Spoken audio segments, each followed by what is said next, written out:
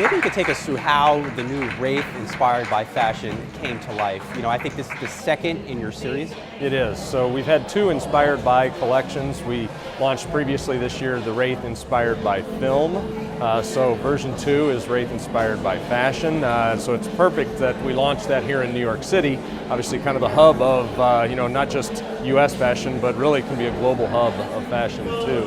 So it's been about a year and a half or so since we launched Wraith originally, and now this is really that opportunity to really show off what we can do from a design perspective with textures, colors, and really let the designers kind of spread their wings, so to speak. And how do you draw that inspiration? When I look at this car, I mean, it's beautiful, it's quintessential Rolls-Royce, but when you say inspired by fashion, how does it show up on the outside and inside? Yeah, so really they're looking for, you know, very clean look, you know, hits of color, not just overt splashes, but very subtle, you know, from the coach line of the car, from the door inserts where there's actually silks that are placed in there in different colors.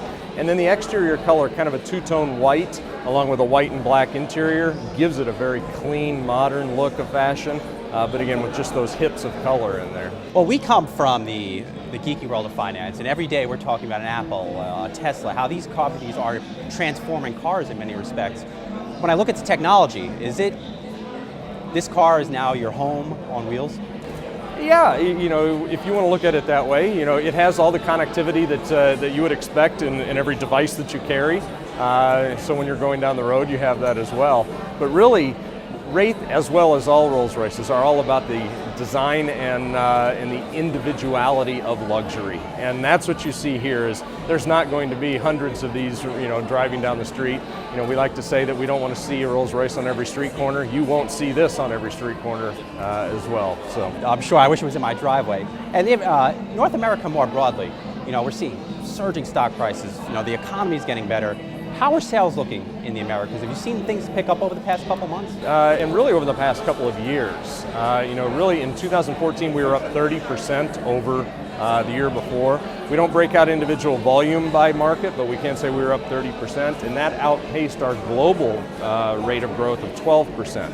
So you can see the North American market is really leading the charge for Rolls-Royce right now, and the United States is the #1 market doing that. So it's an exciting time right now, and really the bespoke process in these collection cars like this really are what drive you know, that interest in our customers, making sure that it's, you know, that individual luxury design just for them. Phenomenal. And before I let you go, what is your favorite feature on this car?